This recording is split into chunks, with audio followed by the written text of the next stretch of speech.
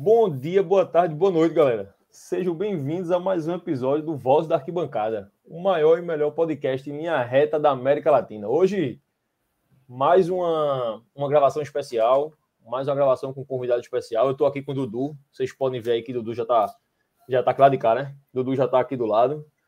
Hoje a gente tem mais uma gravação do nosso quadro Gerações Contando a História. Vocês já estão acompanhando aí. Na hora que a gente está gravando, vocês ainda não estão sabendo nada, mas daqui a pouco a gente vai divulgar, então quando sair vocês já vão ver. E temos um convidado especial hoje. Vou apresentar logo o Dudu, Eduardo Andrade, nosso amigo que está sempre aí. Dudu, bem-vindo mais um, meu velho. Bom dia, boa tarde, boa noite. É um prazer estar aqui, né, nesse quadro.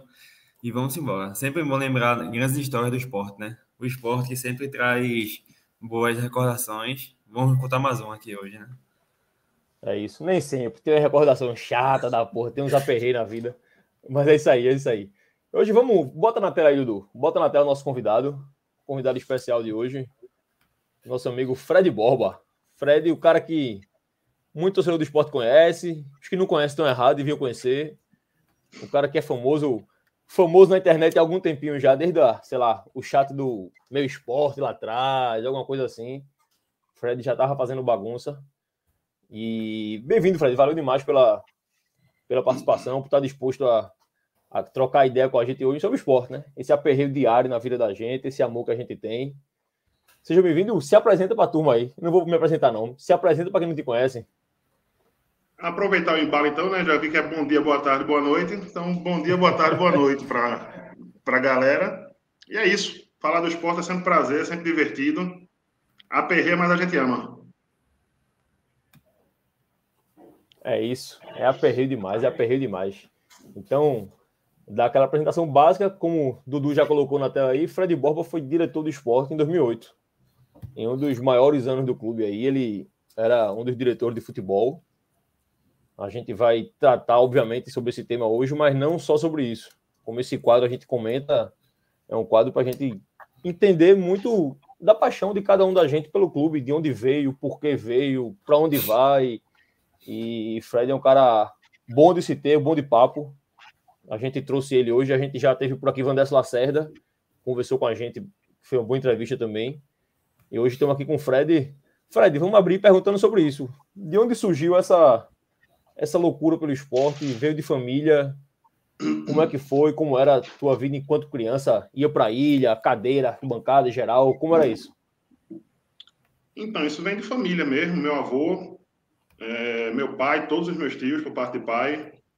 Parte de mãe também é uma coisa engraçada, porque na família do meu pai só tem homem. São 8 irmãos e 2 mulheres.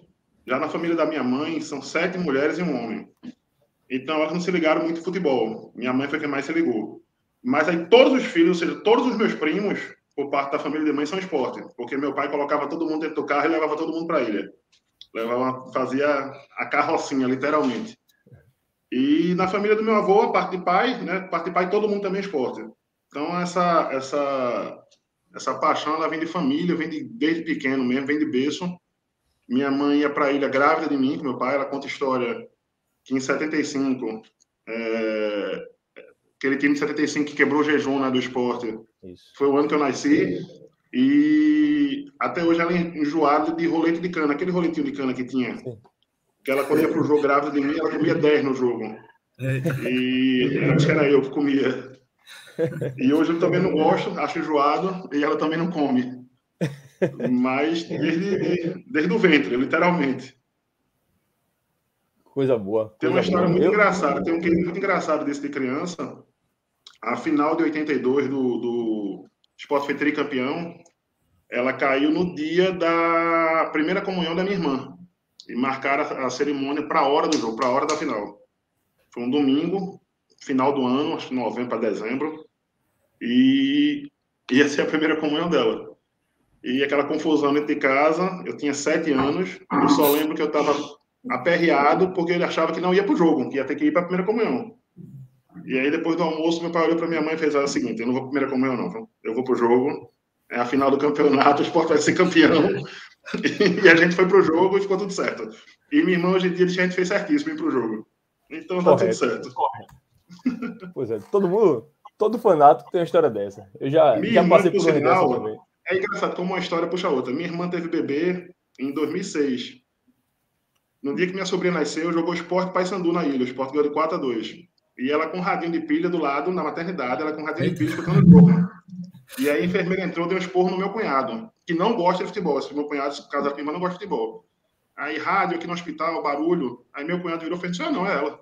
Quem tá ouvindo o jogo é ela, não gosta de futebol.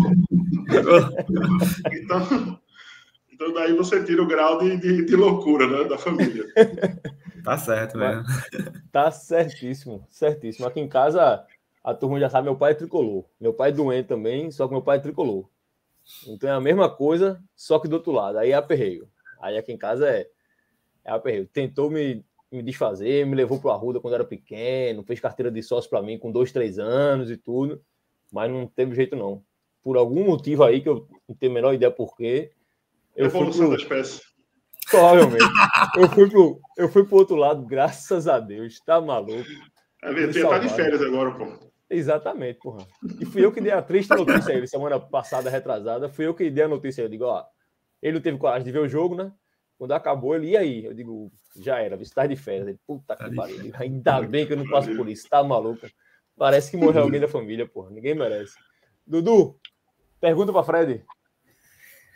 Certo. Eu queria saber como é que foi o convite para ser diretor do Sport em 2008, né? De quem foi o convite?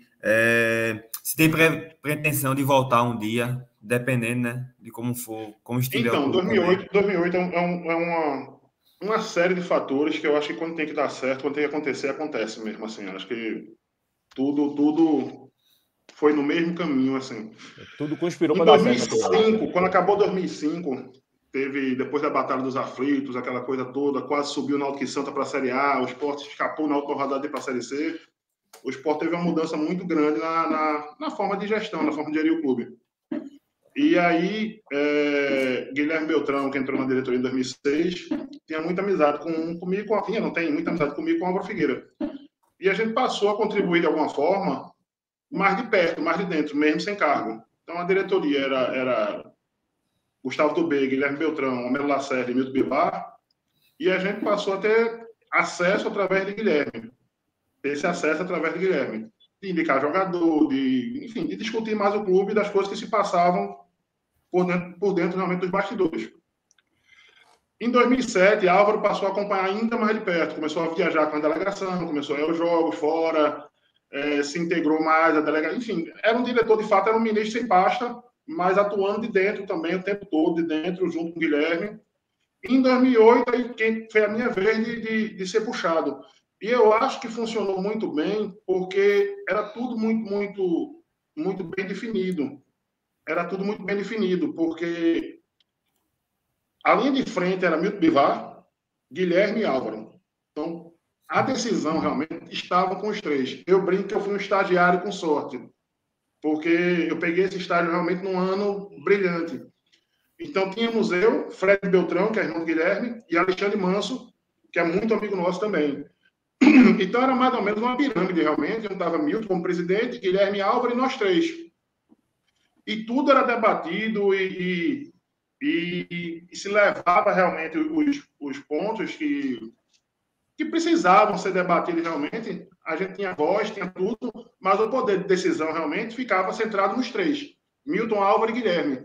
E eu acho que esse modelo ele funcionou muito, porque eu entendo que quanto menos gente tiver para tomar decisão, melhor. É mais fácil você entrar no consenso, é mais fácil você tomar uma decisão com convicção que está fazendo, o que não quer dizer necessariamente que você vai estar certo, que você vai errar também, menos com poucas pessoas ou com muitas pessoas, mas quando você coloca um colegiado, 7 pessoas, 8 pessoas, 9 pessoas, a chance disso dar errado é enorme, porque são 8 cabeças diferentes, são 9 cabeças diferentes, Fred vai ser mais amigo de Hugo, o Eduardo vai ser mais amigo de Álvaro, então sempre vai ter um ruído, alguma coisa, é muito mais difícil você chegar num consenso.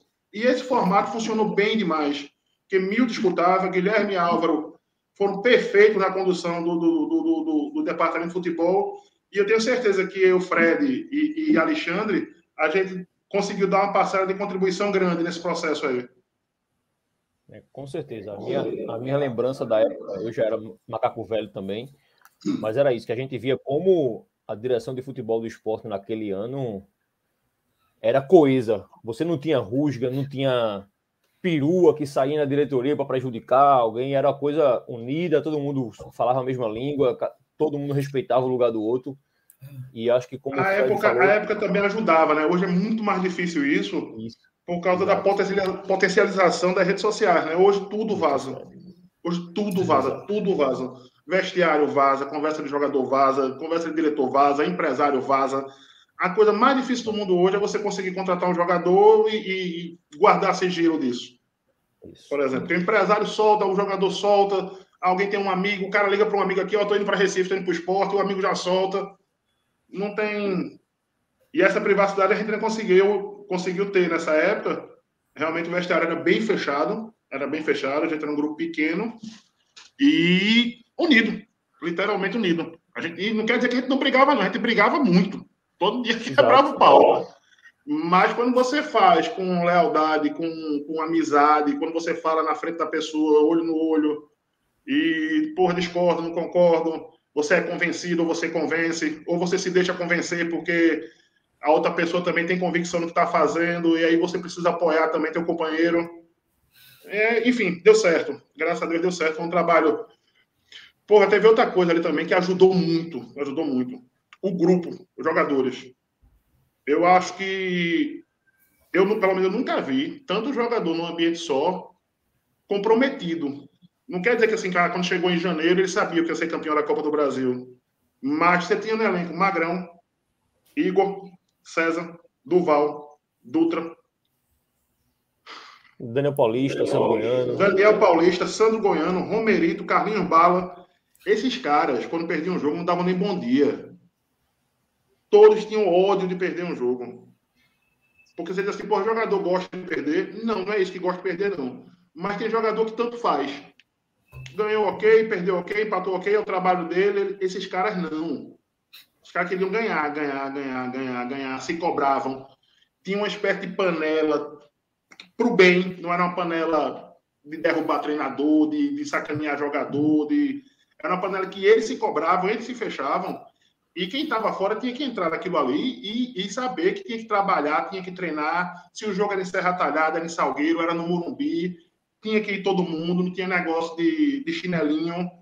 Era um grupo muito comprometido, isso facilitou muito o trabalho de Nelsinho, que conduziu muito bem também, e facilitou o trabalho da gente, né? O trabalho de quem estava dirigindo. Com certeza, com certeza. É o que a gente sempre se comenta em bastidor, né? Quem tá de fora, obviamente, tu viveu o vestiário, tu sabe como é estar dentro. Acho que é uma frase de Muricy, né? Que quem tá lá de fora não sabe 5, 10% do que acontece dentro.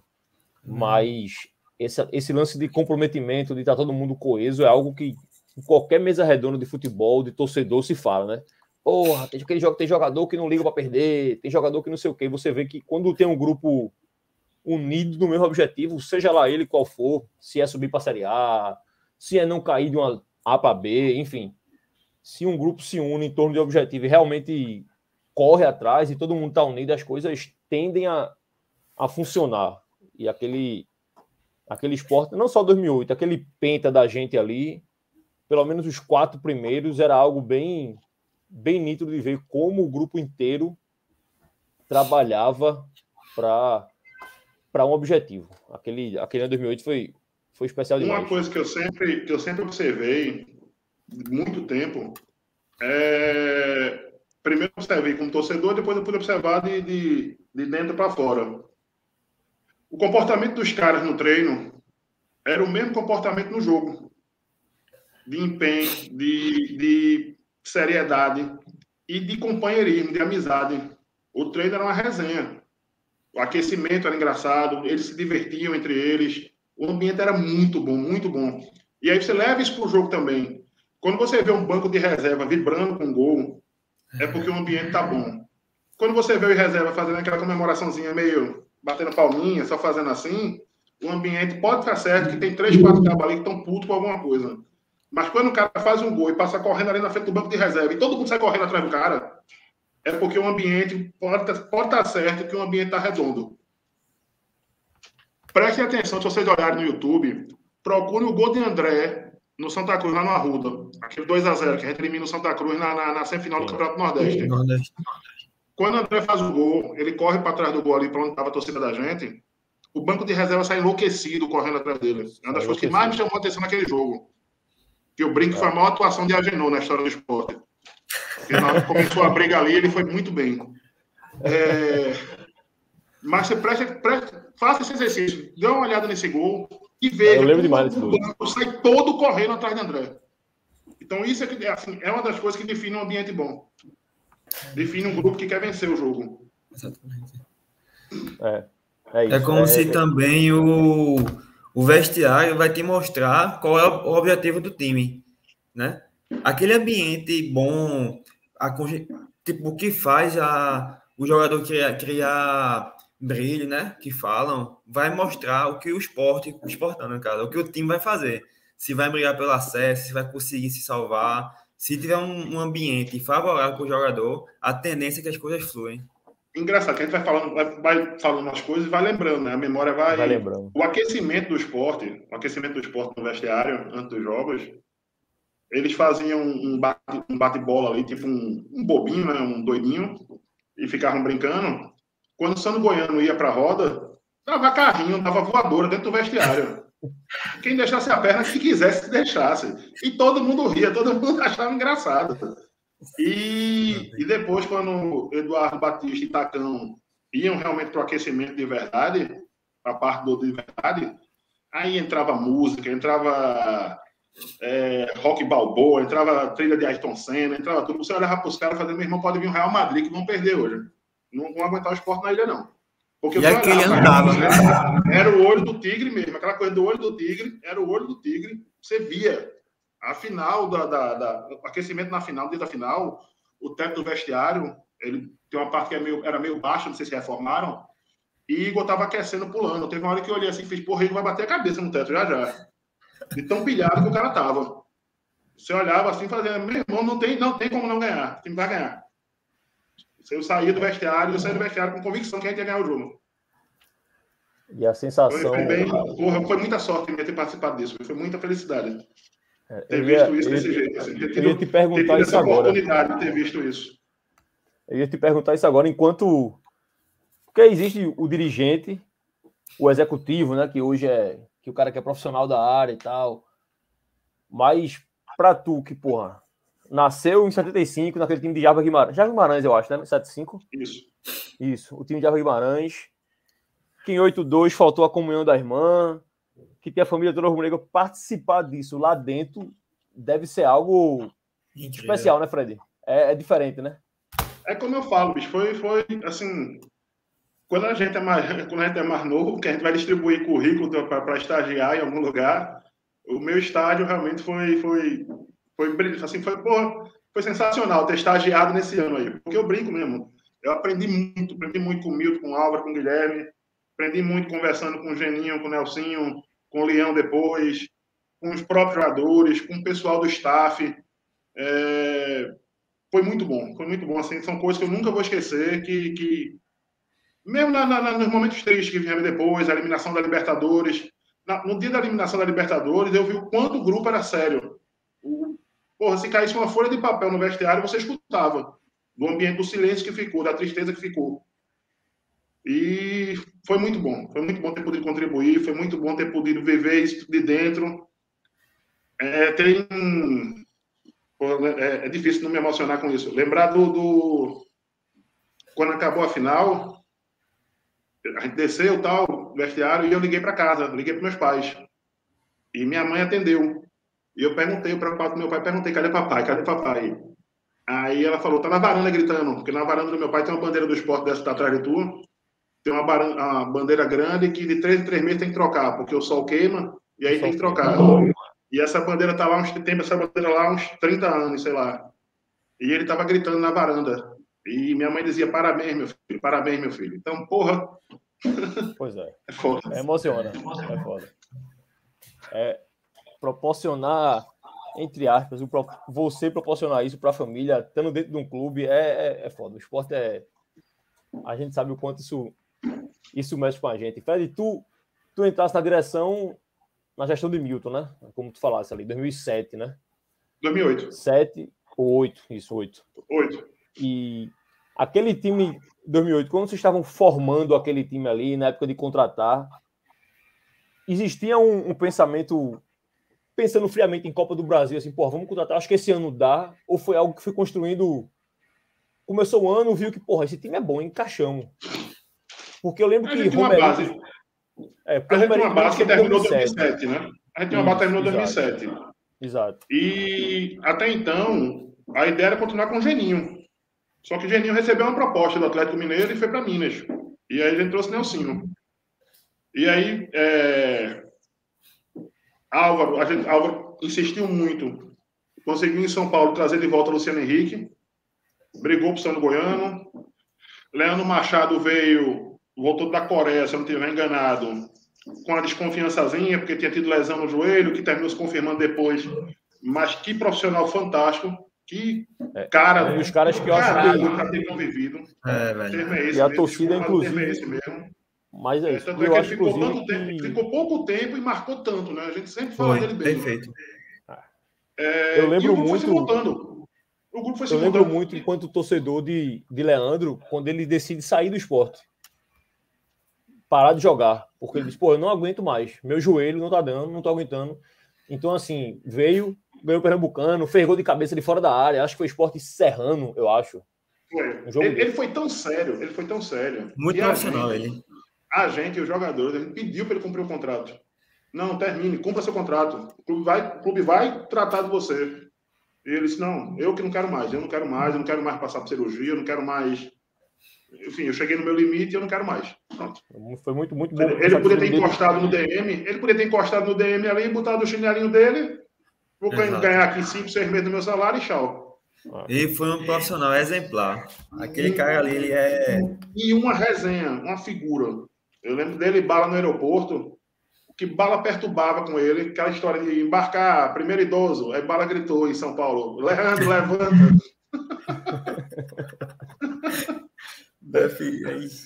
Aquele grupo era muito bom. Foi... E o grupo em si entendeu, porra, a gente vai ser campeão da Copa do Brasil. Em que fase, mais ou menos? Porque eu acho que no começo, assim, o cara vai se classificando, né, vai indo, mas eu acho que chega um ponto, uma fase, que o cara olha pro campeonato e pensa, porra, dá pra gente chegar, dá pra ser campeão. Tem mais ou menos uma ideia? A gente tá fazendo o campeonato pernambucano muito tranquilo, né? Ganhando de todo mundo. Eu acho, tal. Rapidinho, Fred, eu acho que foi aqui, Dudu, eu separei aqui, ó. Esse Sport Palmeiras aqui... Esse aí é uma virada de chave. Esse aí é uma virada de chave. Foi foda. Deixa eu te explicar por quê. O time não tinha sido testado até então. Exato. O time vinha bem, mas não tinha sido testado. A verdade é essa, estava jogando campeonato pernambucano, pegou o Imperatriz, empatou lá, ganhou aqui de goleada, pegou o Brasiliense, ganhamos lá um jogo muito, muito, muito duro, a arbitragem bem... Luiz Estevam ainda era o dono lá, ainda pitava, tinha força lá em Brasília. E foi um jogo que o cara fez tudo para prejudicar a gente conseguiu ganhar com um homem a menos. Mas então, Brasiliense... A gente não tinha sido testado. E aí vem o jogo do Palmeiras. E a gente vai para São Paulo e aquela interrogação gigante, né? Como é que vamos saber hoje qual é a do time? E a gente faz um jogo muito bom em São Paulo. O jogo é 0-0, eles têm chance, a gente também tem chance de gol, um jogo equilibrado, empate justo, e a gente jogou como tinha que jogar. Vem pro jogo aqui, a gente chega, a ilha lotada daquele jeito, entrevista de lá e de cá, o Luxemburgo falou, Guilherme respondeu, e criou-se o clima, aquele clima que a torcida do esporte adora. Se esses caras soubessem, não provocavam nunca. Tudo que a torcida do esporte quer é uma faíscazinha para pegar fogo. E quando a gente meteu 4 no Palmeiras, Eduardo Batista olhou para mim no vestiário e disse: a gente vai ser campeão contra o Corinthians, pode anotar. Ele me disse isso, Eduardo. Ele falou até o adversário. Eduardo, a gente vai ser campeão em cima do Corinthians, pode anotar. Eles estavam putos também, Nelson e Eduardo, porque eles vinham do rebaixamento do Corinthians em 2007. Rebaixamento do Corinthians. Isso. A forma como eles saíram lá de São Paulo. E aí começou. E aí meteu 4. E aí vamos pegar o Inter. Na semana que a gente pegou o Inter tinha metido 8-0 no Juventude, na final do Campeonato Gaúcho. 8-0. Então, quando a gente chegou em Porto Alegre, só se falava em goleada. Goleada, o Inter vai golear, define a classificação hoje, o jogo de volta vai ser só cumprir tabela. E foi um jogo duríssimo também. O Inter ganhou de 1-0 na marra, a gente teve chance de empatar. E a gente jogou no pau com eles lá, de igual para igual. Foi a primeira vez que as pessoas acham sempre que o Sport jogava no 3-5-2. Foi a primeira vez que o Nelson usou o 3-5-2, que jogou com César e Duval, que até então ele jogava com Daniel e Sandro, e com Igor e Duval. Ele não jogava com os 3 zagueiros. E aí vem pro jogo da volta aqui do Inter, né? E aí mesma coisa, clima, entrevista merda de Abel, boa viagem, fogo, tudo aquilo que a gente sabe que envolveu. A gente faz 1-0. Esse jogo tem muita história. A gente faz 1-0 e a gente faz 1-0, eles empatam. A gente vai pro intervalo. Júnior Viana no intervalo fez o melhor discurso assim daqueles que ele gostava de fazer ali. Ele fez nesse dia do Inter. Ele foi assertivo demais, foi brilhante. Quando ele chamou a torcida, quando ele disse ainda dá, vamos lá, não sei o quê, e puxou o casar. E a gente faz 2-1, o gol de Roger, né? Logo quando a gente faz 2-1 em seguida, o Luciano Henrique é expulso. Uma coisa ridícula. O Luciano Henrique não fez nada, não tinha nem amarelo e foi expulso direto. É uma falta na lateral, ali perto do banco de reserva. E a gente ali foi, acho que foi Eber, não foi que tava apitando. Foi Eber Roberto Lopes, eu vou falar dele. Aí a gente viu o jogo lá no camarote do placar, lá em cima, né? E o ambiente era muito divertido também lá em cima, porque a gente viu o jogo, a gente brigava, a gente ria, a gente se estressava, xingava um outro, cada um tem um jeito de ver um jogo, enfim. Mas era aquele tumulto ali dentro ali. E no meio dessa confusão todinha, que é o que eu nunca vou esquecer, Fred Beltrão, irmão de Guilherme, sentado do meu lado. A gente ganhando de 2-1 com um homem a menos. E Fred começou a repetir para mim: o jogo tá bom pra gente. Esse jogo tá bom pra gente. Esse jogo tá bom pra gente. Esse jogo tá bom pra gente. E daqui a pouco veio a falta. E veio a falta e veio o gol. Na hora que veio o gol, chutei uma cadeira. Tinha uma cadeira de plástico, eu chutei a cadeira junto com o Duval. Não sei nem pra onde a cadeira foi. Aquela gritaria. Daniel Paulista estava suspenso, estava assistindo o jogo em cima do placar, na parte que ficava o pessoal da comissão técnica, assim, mais alto, em cima do placar. Eu lembro que Diogo perde o 4-1, desce, e ele limpa, estava 3-1 já, ele limpa na cara de Clemer e chuta para cima. Aí eu digo para Daniel: porra, Daniel, que merda. Era para ser 4-1 também. 4-1 no Imperatriz, 4-1 no Brasiliense, 4-1 no Palmeiras. O Diogo não foi 4-1. Aí o Daniel olhou para mim e fez: vai te fuder, e foi-se embora ainda. E Eber Roberto Lopes, cheio de graça também no jogo. Quando estava 2-1, quando o resultado favorecia o Inter, Clemer bateu o tiro de meta, botava a bola no lugar, aquela serinha que todo goleiro faz. Aí ajeitava a bola, tirava a bola, botava a bola, andava para trás. Aí, quando o juiz quer coibir isso, o juiz vai em cima na área e já diz: bora, velho, bate, senão vou dar cartão. Eber dava as costas, corria até o meio-campo. Quando chegava no meio-campo, ele fazia assim com a mão: bate. Aí também demorava ainda mais uns 15 segundos, batia. Quando a gente faz 3-1, foi a vez de Magrão fazer. Né? O Magrão pegou a bola, botou no tiro de meta. Filho da puta, a primeira coisa que fez foi dar um esporro no Magrão. Correu pra cima do Magrão e deu um esporro no Magrão. Então ele já tinha expulsado o Luciano Henrique, ele faz isso com o Magrão, e ele ainda fala com o Sandro Goiano durante o jogo. Ele pergunta ao Sandro Goiano assim: Sandro, 3-1 classifica quem? Ele meio desorientado. Aí Sandro Goiano fez eles. Boa! Deu uma tirada de tempo nele. Perfeito. Essas histórias de bastidores é que são foda, porque esse negócio do juiz mesmo, muito torcedor, a maioria eu acho, olha, acha que o juiz está roubando, está sendo sacana, quando o cara marca um pênalti, quando o cara dá uma expulsão absurda, mas essas minúciazinhas de, porra, uma cerazinha ali que o cara não coíbe, uma falta no meio de campo que ele dá para um lado, não dá para o outro, aquela reclamação que o jogador do Inter, por acaso, poderia fazer e ninguém do Sport pode falar com ele que já leva cartão. Isso é que incomoda. Isso é que vai minando o time, vai minando o time. Aí chega ali, 30 do segundo tempo, o cara fica puto, manda ele tomar no cu e é expulso. Aí a torcida vai dizer: porra, o cara perdeu a cabeça. Porra, o cara tá no jogo todo vindo aquilo dentro de campo. É complicado. Futebol é foda. A arbitragem, o cara toma o jogo nos primeiros 15 minutos sem a gente notar. Ele te dá 2 amarelos. 2 amarelos, um volante e um lateral. Pô, amarelo para Fabinho e amarelo para Sander. Bicho, tu já pendurou 2 caras de marcação pesada que vão marcar. Ele sabe que vão marcar. E o amarelo, ninguém lembra. Você vai lembrar o seguinte, quando ele fizer uma falta no segundo tempo, o cara vai dizer assim, já tinha amarelo, fez uma falta para amarelo, levou o segundo amarelo e foi expulso. Mas ninguém lembra como você tomou o amarelo no começo do jogo.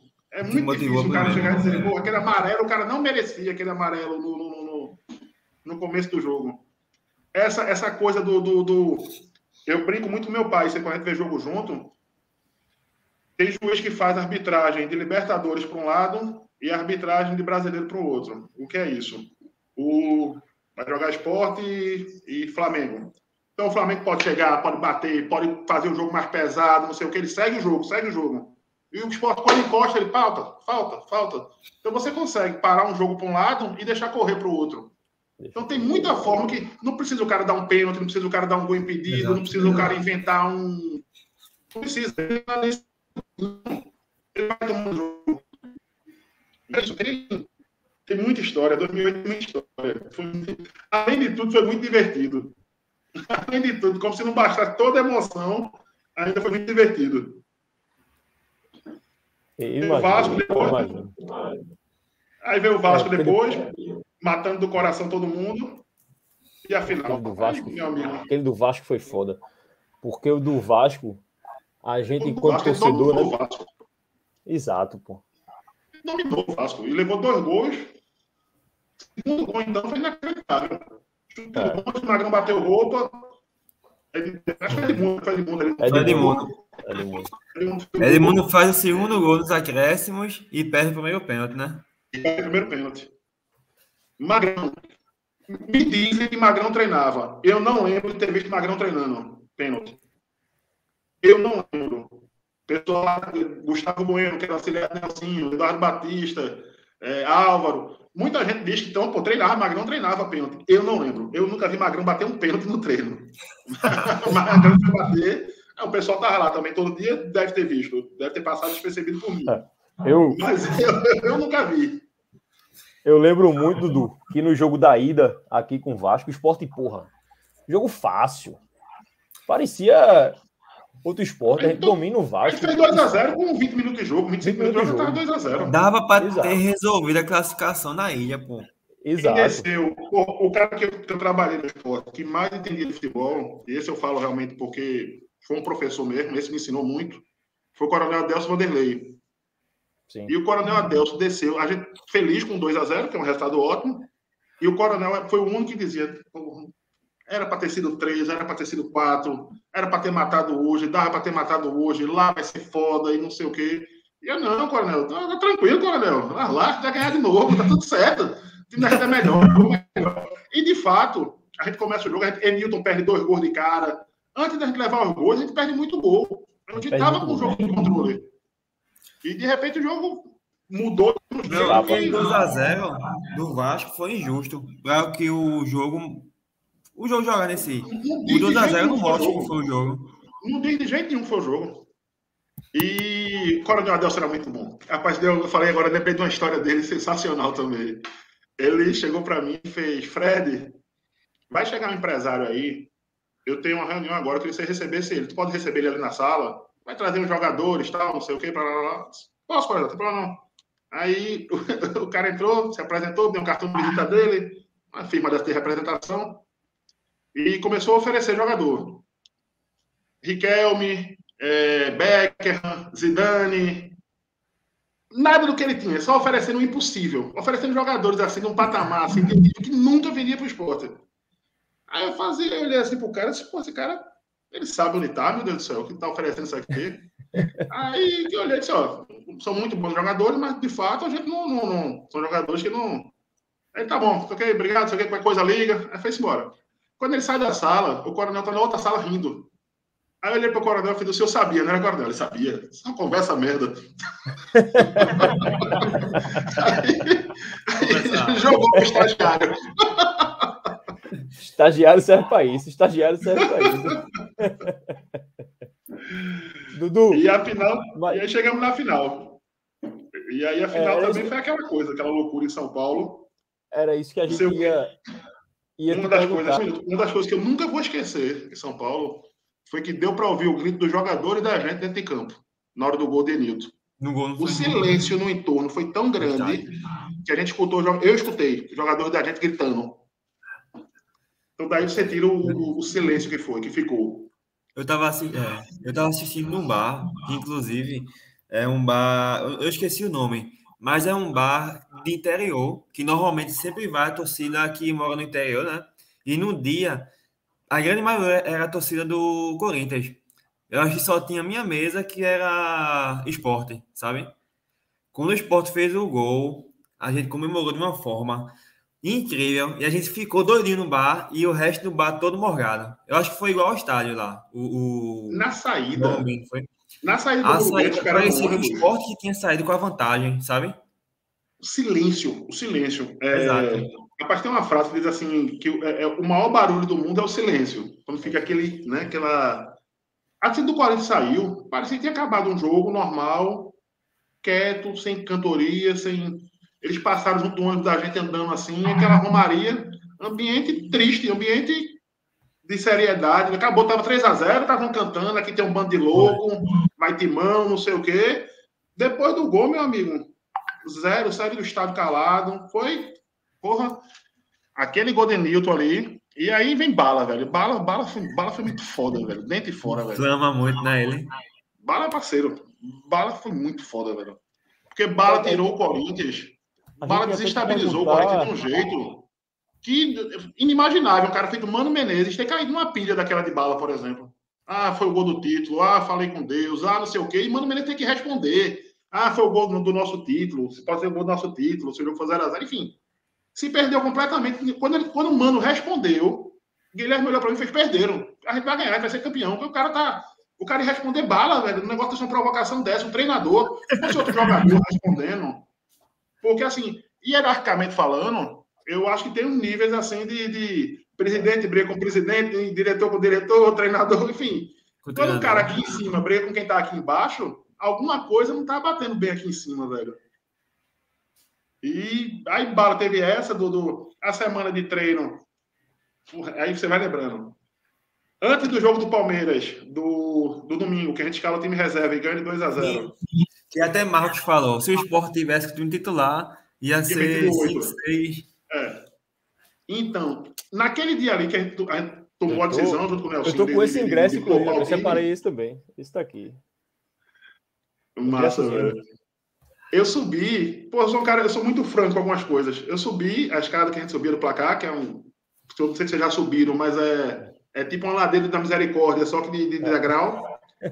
E eu subi e conversando com o Gustavo Bueno, e a gente conversando, né? Porra, fazer um jogo bom hoje, empatezinho, perder de um gol, mas jogando bem. Porque, porra, era o time reserva da gente contra o titular do Palmeiras. Bicho, os caras deram um vareio de bola. Aquilo foi um chocolate que o Palmeiras levou. Porque o time reserva nesse dia jogou melhor do que o titular, eu acho. Tanta bola que jogou. O que Diogo jogou de bola nesse dia credenciou ele a jogar a final. Deu confiança no Nelson e colocar ele na final. Jogou demais, Diogo. Luciano Henrique, que era o único titular que jogou nesse dia. Porra, Luciano, quando estava no dia de acabar com o jogo, ele acabava com o jogo. Luciano era o cara que botava a bola embaixo do braço. Para tomar a bola de Luciano Henrique, meu amigo, para tomar a bola daquele cara, é foda. E aí, porra, a gente jogou muito, velho. A gente jogou muito aquele dia do Palmeiras. Luciano jogava muita bola. Fez o placar. A gente fez o placar que precisava quarta-feira. Então saiu todo mundo com a confiança na estratosfera, assim. Porra, a gente vai. E aí vem o ambiente da segunda-feira, da terça, de treino, de concentração. Eu cheguei no Sport, eu acordei na quarta-feira de manhã, Álvaro Figueira me ligou, disse: Fred, tu passa aqui em casa, vamos pegar? Aí eu disse: passo. Se eu tenho que passar no escritório só para deixar um documento, e passo e pego. E peguei Álvaro umas 8h30, 8h40 da manhã, eu peguei Álvaro na casa dele. Álvaro morava ali no Espinheiro, na Rua do Espinheiro. Peguei Álvaro, a gente foi pro Sport. Chegou no Sport umas 9 horas da manhã, mais ou menos. 9h15, a gente chegou no Sport. E ficamos por lá, tal, conversando, os jogadores ainda dormindo, a concentração ainda era ali numa parte do Sport. Sim. E a gente andando e conversando no vestiário e vendo as coisas e tal. E lá para as tantas, chega Calçade da ESPN e fala comigo, tal, de boa, educado. Aí eu reclamo. Aí ele fala da questão dos ingressos, da torcida do Corinthians.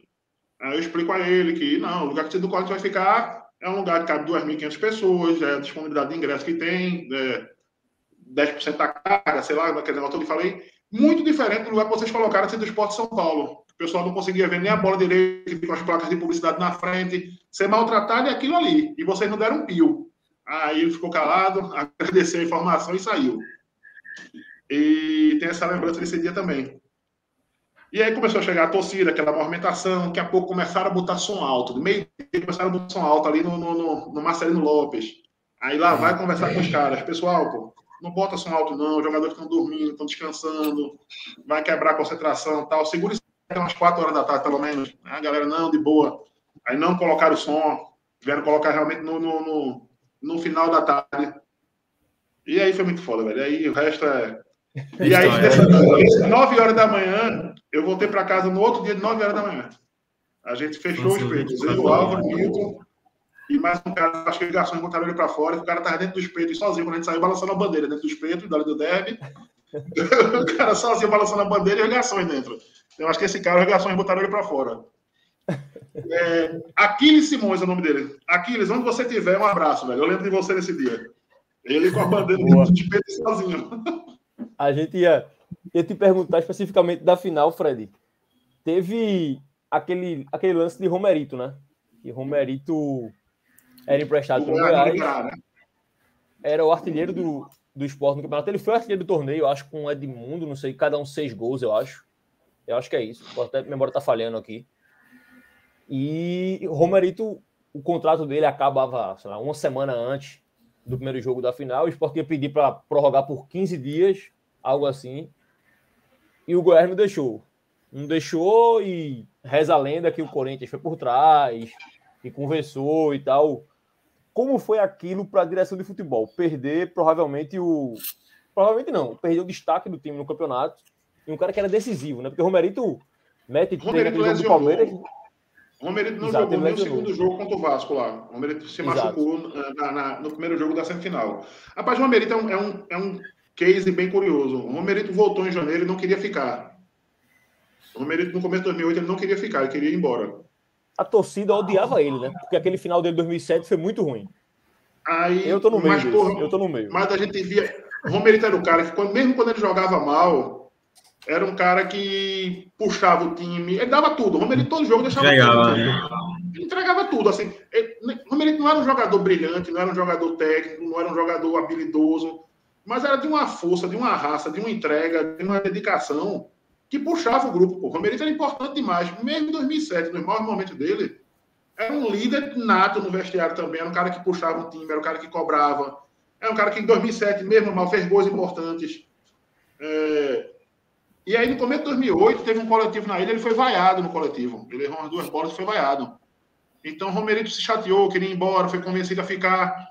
Quando ele começou a melhorar, o Sport já começou as tratativas com o Goiás para comprar o Romerito, para prorrogar o contrato, ficar até o final do ano, enfim, buscar alguma... Muito antes da gente sequer saber que ia para a final. Só que à medida que ele começou a fazer gol, 3 gols no Palmeiras, melhor jogador, se destacando no Pernambucano, fazendo golaço, inflacionou, né? O Goiás disse, opa, tem uma oportunidade aí, né? E Romerito não era nenhum menino, o Romerito ali já tinha acho que uns 33, 34 anos. Então, tinha uma série de fatores aí que foram complicadores, realmente, nessa história toda. E, por fim, realmente, quando a gente já chegou nas quartas de final, se a memória não me trair, foi quando a gente sentiu que haveria dificuldade realmente para prorrogar o contrato. Para prorrogar o contrato com o Goiás. Muita gente fala da interferência do Corinthians, que o Corinthians pode ter ido no Goiás, que, enfim. Afirmar um negócio desse, eu não tenho como. Aí você perguntar assim, Fred, tua opinião pessoal, eu acho que teve. Mas é achismo. Eu não tenho como afirmar que o Corinthians interferiu na administração do Goiás para não liberar o jogador para o esporte. Enfim. Fica pro folclore do futebol. Fica pro folclore. Dudu, tem mais folclore aí? Tem a questão de Luizinho Neto, né? Que ele foi substituído no segundo jogo por Diogo. Aí queria saber o motivo real daquela mudança, sabe? Se houve algum problema interno. Porque Então, teve alguns. a história todo mundo sabe, assim, sabe não, a história todo É, mundo fala, todo mundo especula, isso, todo mundo sabe, mas é o mesmo caso de Romerito. de É o mesmo Romerito. caso de Romerito. Porra, é muito você diz assim, tava, não tava, foi vendido, não foi vendido. O que a gente sabe internamente, o que a gente conversava internamente, é que Luizinho tinha caído de rendimento. O primeiro jogo de Luizinho em São Paulo foi muito ruim. Foi muito ruim. O segundo gol, apesar de ter sido falta do Luciano Henrique, é nas costas dele. O terceiro gol acontece no erro de passe dele, que ele não recompõe para marcar. A jogada da bola parada estava manjada, estavam começando a surtir menos efeito. Então, o Não tava Luizinho teve uma funcionando. queda de rendimento grande. E o que é que levou o Nelson a mudar? Não foi suspeita de nada. Isso aí, porra, falar um negócio desse é ser muito leviano, assim, você afirmar, chegar a afirmar que o cara se vendeu. O que deu confiança ao Nelson foi a atuação do Diogo no domingo do Palmeiras. Futebol que Diogo jogou no domingo do Palmeiras, você tinha que deixar o cara jogar outro jogo, pô. Você tinha que deixar o cara jogar. E aí depois aí surgiram as histórias, surgiu todo disse-me-disse, toda a boataria, tudo que envolveu. O Luizinho, realmente, eu acho que também os motivos dele deixou de render mesmo, começou a treinar mal, jogar mal. O comportamento também nos treinos não ficou bacana. Ele deu uma entrada em Ciro no treino desnecessária, ficou todo mundo puto. E aí terminou com a saída dele. Mas o que eu posso dizer a vocês, o que eu vi, o que eu sei, é que foi uma opção tática de Nelson que deu muito certo. Funcionou. Diogo acabou com o jogo naquele jogo do Palmeiras. Diogo jogou muita bola. Eu lembro muito disso. No 4x1, Diogo joga também. Eu não sei se o Luizinho estava machucado ou suspenso. Diogo dá um chute no ar, daquele de Valdívia, quando tá 4x1, na frente do banco do Palmeiras, na frente de Luxemburgo. Valdívia vai marcar ele na saída de bola, ele dá aquele chutinho no vento, Valdívia pula, ele sai com a bola. Jogava bola, Diogo jogava muita bola. Foi uma pena ter se perdido. Pode vender pro Corinthians, inclusive. Foi. Acho que sai uma leva, a gente vende, acho que Tamandaré pro Corinthians, Diogo pro Corinthians, Diogo, acho que Moacir também, né? E Moacir. A gente leva 3 atrás direto pros caras. Aí, o que é que você observa disso aí? Não, de Diogo, Moacir e Tamandaré. Todos daqui. Todos da região. Exato. Todos do lugar. É de onde o Sport tira, rapaz. A gente pode ter que parar de trazer jogador rodado, velho, enfim. Aqui, velho. Tamandaré daqui, Moacir daqui, Diogo daqui. Tamandaré era do Ipiranga, não era? Ipiranga. Jogou no Ipiranga, jogou aqui na... Ipiranga e Santa Caparibe. Diogo veio do Porto e Moacir do Central. Moacir do Central. Todos os três jogaram no Sport, foram campeões, jogaram bem e deixaram dinheiro. Exatamente. Sem é esse, né? Porra, será que é inventar a roda, minha gente? Não precisa inventar a roda. Pois é. Tem coisa que parece ser tão fácil que fica chato de você falar. É tão óbvio que, porra, tá vendo que tem que ser assim. Porra, tá agora aí. A gente ganhou dinheiro com quem agora? A gente ganhou dinheiro com o Gustavo, com o Mikael e com o Maílson. Pois é. É quem tá viabilizando a gestão de Yuri. Fred, ali ainda em 2008, o Sport passa a Copa do Brasil, campeão, do jeito que foi. E a gente tem a estreia de Ciro, né? Que na época a torcida, obviamente, menos que hoje, porque por conta de rede social, que a gente já comentou e tudo. Mas já era uma grita da torcida. Porra, bota esse menino, bota esse menino, bota esse menino. Eu não fui pro jogo, eu viajei naquele dia, eu tava no Rio de Janeiro.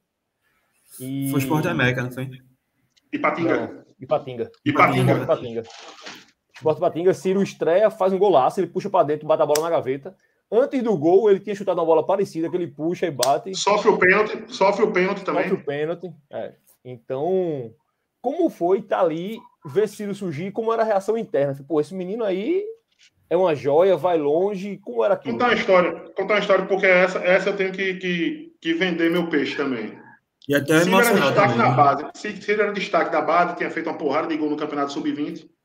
E quando começa o Brasileiro, o ataque da gente começa a ir mal. Bala, por exemplo, só fez 2 gols no Brasileiro de 2008. Bala fez 2 gols no Brasileiro, todinho em 2008. Quem foi bem foi Roger. Roger fez uns 13, 14 gols. Enilton teve uma queda. Leandro veio a contusão. E aí a gente começou a fazer algumas apostas. Milton trouxe Lúcio Curió. tinha jogado na Paraíba, naquele time pequeno da Paraíba, para ser testado. Veio o Wilson, foi quando a gente contratou o Wilson. E Sim, isso, Ciro despontando. E aí a gente começou a questionar. Pô, tem que dar uma oportunidade a Ciro, tem que dar uma oportunidade a Ciro. E num café no shopping Recife, eu estava tomando um café com Rojas, Gustavo Bueno, professor Rogério Machado, Felipe Figueira, não me lembro se Rodrigo, outro amigo da gente, estava. A gente tomando café, e eu insistindo para Ciro ter a oportunidade. E eles meio que, porra, tem muito, falta fundamento, precisa treinar mais, precisa incorporar mais. Aí eu me lembro que eu disse, porra, se Robinho tivesse no Sport, estava no Sub-20 até hoje. Robinho, dessa finura, tinha sido campeão brasileiro no Santos em 2002, destaque. E aí teve essa discussão saudável no café. E eu me lembro que eu insisti muito nesse dia, mas muito nesse dia. No jogo seguinte, foi um jogo em Goiás, Ciro viajou. Viajou, mas era aquela coisa do viajava com um jogador a mais e cortava um do banco ainda. E aí já viajou, já treinou, já viveu o ambiente e já foi relacionado. E aí no jogo seguinte é esse jogo do Ipatinga, que aí ele entra. Ele entra e aí não saiu mais. Né? Ficou nessa virou a Ciro mania. Eu acho que a capa do jornal no outro dia era o ídolo, né? Eu acho que é de Ciro essa capa. Guilherme foi muito feliz nesse dia também, porque Ciro saiu completamente emocionado, transtornado. O tempo que você quiser usar, ele chorava muito. E a imprensa não entendeu. O Guilherme não deixou o Ciro dar entrevista. O Guilherme tirou o Ciro do vestiário, colocou no carro e já levou embora para casa dele e tal. A imprensa criticou. Tinha que ter deixado o cara falar. Não tinha que ter deixado nada aquele dia. O Guilherme fez o que tinha que ser feito. Eu entendo lá da imprensa e tal, porra, a notícia é Ciro, a notícia é o menino. E vocês não vão deixar eu falar com o cara, né? A gente entende também. Tudo tem dois lados. Tem que proteger o atleta. Mas naquele momento não era o momento de Ciro falar ainda. Até porque também tinha outra coisa também que as pessoas não sabem. E que aí o trabalho de Álvaro e Guilherme foi foda também. Eu tenho que enaltecer esses meus dois amigos. Contrato de Ciro, qualquer um podia tirar Ciro do esporte. A merreca, Ciro ganhava ajuda de custo, estava na base, subiu. E aí já apareceu empresário, já apareceu não sei o quê. Aí começa a aparecer, né? Aparece gente de todo lado, aparece gente dizendo que vai levar para todo canto. E aí Álvaro e Guilherme conduziram assim com discrição, com competência, amarraram o jogador, amarraram o contrato, colocaram multa. Uma das coisas engraçadas da torcida do esporte. A torcida do esporte, a gente é muito doido. Na mesma época, surgiu o Neymar. A multa de Neymar era 100 milhões. A de Ciro a gente colocou 20. Como é que pega Ciro e bota a multa de Ciro 20 milhões? Esse Neymar que não joga porra nenhuma, a multa é 100? E a gente ouvia isso. Eu lembro. A gente ouvia isso. Eu lembro disso. E o pior é o seguinte, pô, porque a multa é só o referencial. A multa você bota o valor que você quiser, é 20. Mas se o cara chegar a oferecer 15, ok, tá vendido. Né? Então, mas eu me lembro que ainda teve isso. Ou seja, a gente levou essa esculhambação ainda, porque como assim a multa de Ciro ser menor que a multa de Neymar? E no ano seguinte, o ano da Libertadores, que Ciro começa o ano muito bem também, rola uma história de convocar Ciro para a seleção, né? Porra, Ciro para a seleção. E eu lembro muito disso, que era exatamente a mesma coisa do Neymar. Esse Neymar aí já estão falando, porque Ciro não. Ciro faz gol pra cacete e não vai, e vão levar Neymar e Ganso, por quê? Era a mesma coisa. O Rubro Negro é muito bom, o Rubro Negro é maluco, mas é bom demais. Não, essa megalomania. Rapaz,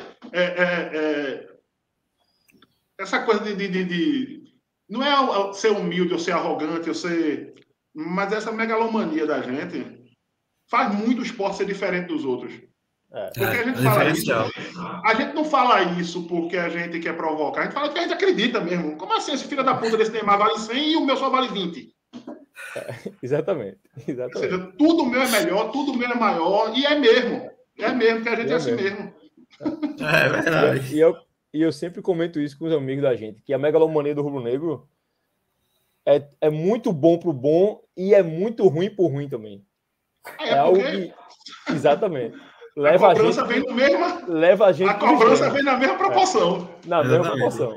O apoio é gigante, mas também a crítica... Mas é uma coisa boa também. Sabe por quê? E aí, sem nenhuma resenha.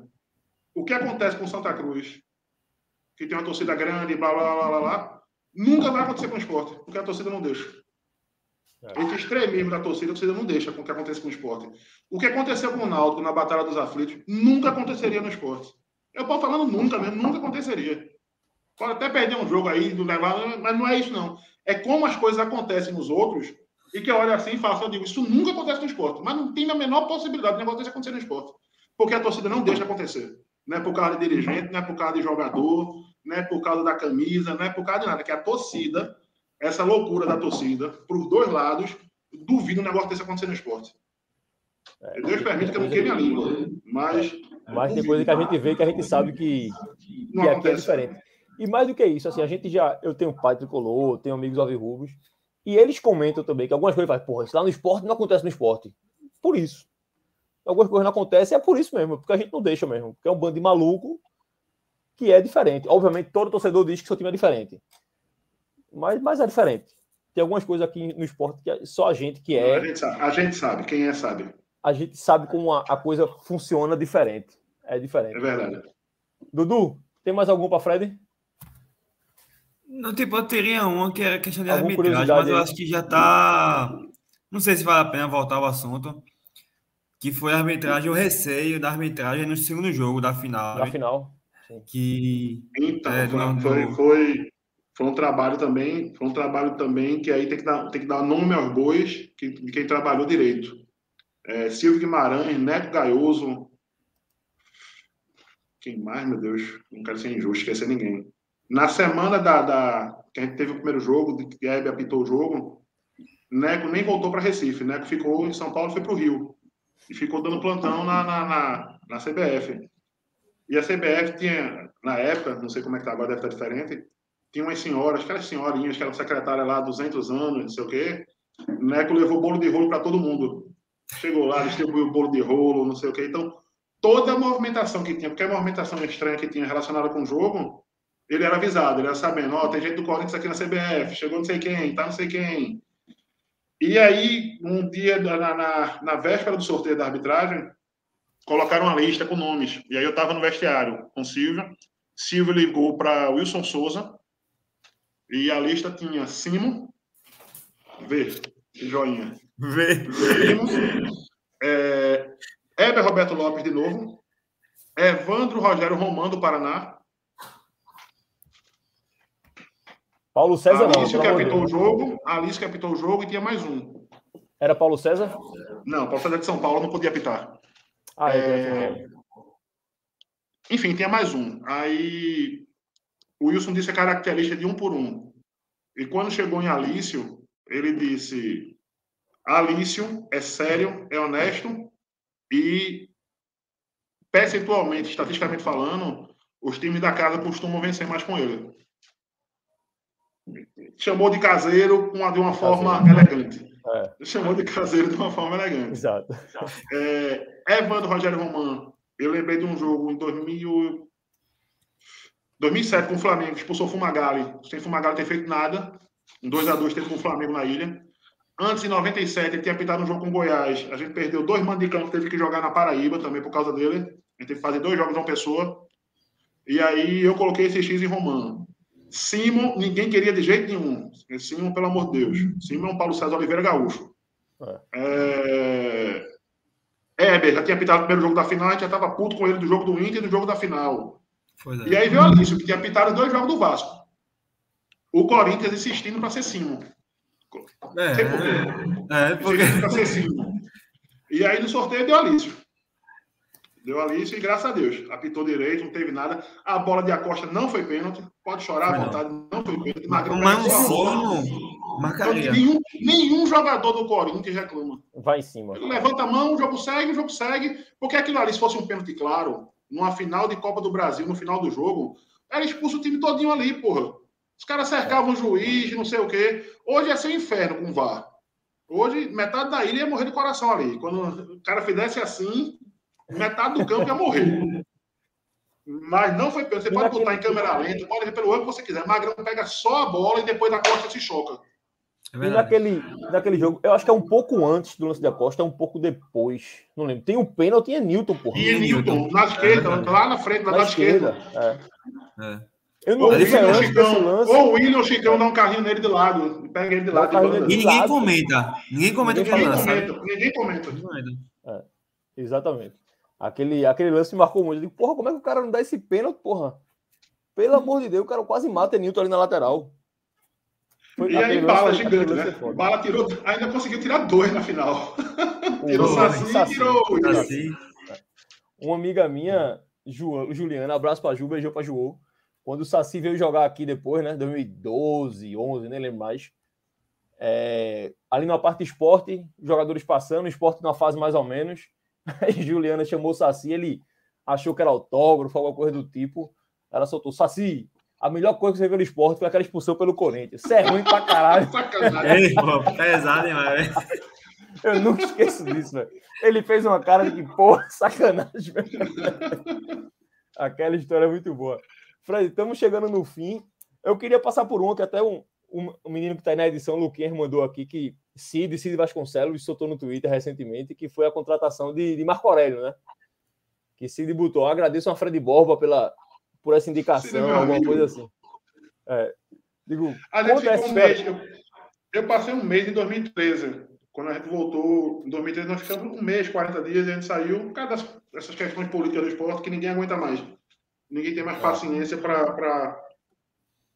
Enfim, vamos ser até futebol. Aí a gente ficou esses 30, 40 dias no esporte e remontando o time que tinha sido rebaixado em 2012, né? E Marco Aurélio, eu olhava o Marco Aurélio desde 2006, quando ele apareceu no Bragantino. E aí o Atlético do Paraná contrata ele roda, vai para o Santos, vai para o Japão, volta para Curitiba, vai não sei para onde. E eu sempre no meu radar. Porque eu sempre achei aquele cara, porra, chuta forte, bate falta, bate escanteio, bola parada dele é ponta goleador, porque ele jogava pelo meio, mas caía muito pela ponta. E eu sempre gostei desse perfil de jogador. Jogador parecido com Bala, só que ele tinha mais técnica, que é um cara pequeno, velocidade. Dudu do Palmeiras é assim também. Cara que vai para um lado, joga de um lado, joga pelo meio, chuta de fora da área, entra na área. E surgiu a possibilidade em janeiro, quando o Internacional solicitou Gilberto de volta. Gilberto tinha acabado o Brasileiro pelo Sport, 2012. Gilberto jogou no Bahia. E o Inter pede Gilberto de volta, porque tinha negócio para Gilberto. E diz assim, vocês ficam com um jogador de crédito aqui. E Marco Aurélio estava lá encostado. Aí eu, na hora, disse, Marco Aurélio. E aí, a mesma equipe de 2008, Álvaro, Milton, Guilherme, todo mundo tava, não, Marco Aurélio, que ela não vem. E o empresário dele chega e diz, não, ele está fechando com o Náutico. Eu sou vizinho de condomínio, nós moramos no mesmo condomínio que Galo, no Guarujá. E o jogador está fechando com o Náutico e tal, pá. Aí, não, até que eu consegui falar com o jogador. E aí eu disse para ele, bicho, tu queres... o Náutico estava na Série A e a gente na Série B. Eu disse, tu queres jogar a Série A para ser rebaixado e não receber salário? Ou queres jogar a B para subir e receber? Aí ele olhou, ele riu e fez, não, eu quero jogar no Sport. Ele disse, eu quero jogar no Sport. E aí depois, eu acho que não me lembro se foi Guilherme, se foi Milton que conduziu a questão financeira, acertou lá com o Inter lá e o jogador veio. Mais um balão. Esse foi um balão. Esse foi um balão bem bonito. Um balão de Fred Borba. Pega ela. Não, balão do esporte, pô. Porque sabe o que é? A gente precisa entender algumas coisas assim no futebol. E aí também é outra... Ninguém contrata sozinho, certo ou errado. Você vai ter um jogador que você vai insistir mais, você vai querer mais e tal, mas no final quem traz é quem tá com você. Se a diretoria tem 4 caras, os 4 trouxeram. Se deu certo, foram os 4. Se der errado, foram os 4. Não tem essa de fulano acertou e o resto não queria. Quando você vê esse tipo de bravata, desconfie. Porque é bravata, no final é só bravata. Eu sou foda, eu trouxe Marco Aurélio. Não, quem trouxe Marco Aurélio fui eu, Guilherme, Milton, Álvaro. O Sport trouxe Marco Aurélio. E a gente sabe que esse ego aí é o que atrapalha muito o Leãozinho nos últimos, sei lá, 8 anos, pelo menos, 7 anos. Desde 1905. Eu não queria ir tão longe, não, mas é exatamente isso. Guilherme de Aquino, na primeira reunião, já brigou com o conselho. Já teve problema. É exatamente isso. Fred, chegamos no final do programa aqui. Queria agradecer demais. Esse era um programa que a gente queria fazer muito. A gente pensa esse programa fazer um quadro pequeno. Quando a gente começou a conversar, vamos fazer um programa de meia hora, 40 minutos no máximo. Mas aí teve a entrevista com o Van Dess, a gente acho que até conseguiu ficar por aí. Mas aí, quando teve a de Fred, eu digo, porra, não vai dar para falar sobre 2008 em meia hora. É impossível falar 2008 sobre meia hora. Tem história pra cacete naquele ano. E com certeza tinha mais coisas. A gente não falou aqui de Libertadores, que Fred Borba estava lá também. Então a gente nem citou Libertadores aqui. Guarda para outro programa. Porque aquele ano de Libertadores ali é espetacular. Tem tanta coisa a perguntar, velho. No auge da loucura ali. Quando eu tô com vontade de me matar, eu boto aquele jogo do Palmeiras de novo para assistir. Porra, não lembra não, pelo amor de Deus. A depressão. Aquele jogo, eu nunca vi aqueles pênaltis de novo, velho. Eu nunca vi. Também não. Eu só vi logo mesmo. Eu tinha a memória do estádio. E eu vi depois o lance de Paulo Baier. Aquela que Ciro desvia de cabeça e Paulo Baier perde o gol. Aquele eu vi na televisão. O resto, eu não vi nada. E o gol, né? O gol da gente eu vi. Eu já revi esse jogo. Eu já revi esse jogo na íntegra. O jogo inteiro. Porra, mais de 10 vezes fácil. Eu já revi várias vezes aquele jogo todo. Eu não tenho coragem de fazer isso, não. Eu ainda não tive coragem, não. Um dia eu faço. Assim, e o pior, minha mulher olhou pra mim um dia e disse, vai terminar de doidar, porque a bola de Ciro bateu na trave, eu fiz, puta que pariu. Então, diz assim, entra hoje. Mas o Sport perdeu o jogo, nos perde Paulo Baier. Ele teve 3 chances, pô. Teve uma que Marcos, pô, ele caiu para um lado, deu um canto todinho para ele estou para fora. No primeiro tempo ainda. Paulo Baier jogou no Sport. Essa é uma coisa que a gente precisa observar também. Com Paulo Baier, o Sport foi tetracampeão invicto. Ciro foi o artilheiro do campeonato. Ele era o maior assistente de quem mais dava passo para Ciro fazer gol era ele. E foi líder do grupo da morte na Libertadores. Todo o jogo contra o Palmeiras, Luxemburgo botou marcação, botou o Pierre marcando ele individual. Marcando individual, batendo, chegando. Ele perdeu os gols, é verdade, ele perdeu os gols. Mas ele estava sempre colocado ali dentro da área. E um dos poucos erros de Nelsinho, de condução do time nesse período, foi ter tirado o Paulo Baier no intervalo. Porque Paulo Baier estava dentro da área ali, Paulo Baier ia fazer um gol, ia sobrar uma bola para ele, ele ia fazer um gol. Porque ele era um cara que fazia gol. Era um cara que chutava, era um cara que meio que pisava na área. Era diferenciado, cara. Tanto era diferenciado que tinha marcação especial. Ele perdeu o gol, tirou demais de Marco caído, ele tirou demais, a bola passou raspando. Teve uma de cabeça que ele cabeceou meio sem força, Marco conseguiu salvar. Ele perdeu os gols. Mas conversando com ele depois, ele estava puto. Ele disse para Álvaro, ele disse, porra, a bola estava me procurando. Não era para ter me tirado, a bola estava me procurando. Ou seja, por isso que eu assisto esse jogo de novo 10 vezes. Tem jogo que é foda. Eu acho que aquele jogo ali, o Sport teve a culpa dele, Paulo Baier perdeu o gol, tudo. Mas o que Marcos fez naquele jogo... É o que Marcos fala, foi a maior atuação na carreira dele, uma das maiores atuações na carreira dele. Eu vi Marcos no podcast recente, não sei qual foi, e ele fala desse jogo.